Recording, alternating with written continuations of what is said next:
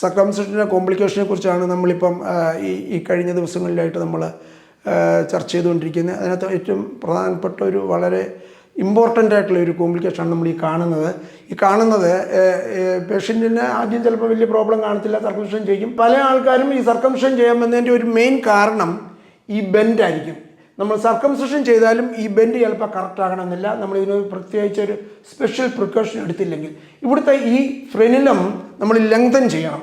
അത് സർക്കംസിഷൻ്റെ കൂട്ടത്തിൽ ഒരു ചെറിയൊരു പ്ലാസ്റ്റിക് സർജറി പോലെ ഫ്രെനിലോപ്ലാസ്റ്റി എന്നതിന് പറയുന്നത്. ആ ഫ്രെനിലോപ്ലാസ്റ്റിയോട് ചെയ്ത് കഴിഞ്ഞാൽ അത് കറക്റ്റ് ആകത്തുള്ളൂ. എന്നാലേ പേഷ്യൻസിന് പിന്നെ ഒരു കുറച്ച് കഴിയുമ്പോൾ അതിനൊരു സാറ്റിസ്ഫാക്ഷൻ ആകത്തുള്ളൂ, ആ ബെൻഡ് മാറത്തുള്ളൂ. അതുകൊണ്ട് അവിടെ ടൈറ്റ് സ്യൂച്ചേഴ്സൊക്കെ ഇടുമ്പോഴത്തേക്ക് ടൈറ്റായി പോകാൻ പാടില്ല.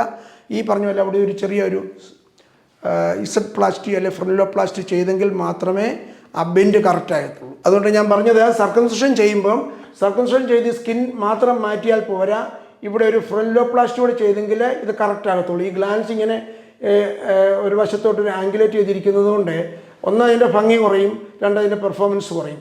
അതുകൊണ്ട് ഈ ഒരു ഭാഗത്ത് ഒരു ഫ്രെനിലോപ്ലാസ്റ്റിയുടെ കൂടെ ഇതിൻ്റെ കൂടെ സർക്കംസിഷൻ്റെ കൂടെ ചെയ്യണം. ഇത് നേരത്തെ ഐഡൻറ്റിഫൈ ചെയ്യണം. ഐഡൻറ്റിഫൈ ചെയ്തെങ്കിലേ നമ്മളിത് ചെയ്യത്തുള്ളൂ. ഐഡൻറ്റിഫൈ ചെയ്തിട്ട് ഇതാണ് ഇതിൻ്റെ കാരണമെന്ന് കണ്ടുപിടിച്ചിട്ട് ഫ്രെനിലോപ്ലാസ്റ്റിയോടെ ചെയ്താൽ 100% അത് പേഷ്യൻറ്റ് സാറ്റിസ്ഫൈഡ് ആകും. നന്ദി. മറ്റൊരു വിഷയമായി വീണ്ടും കാണാം.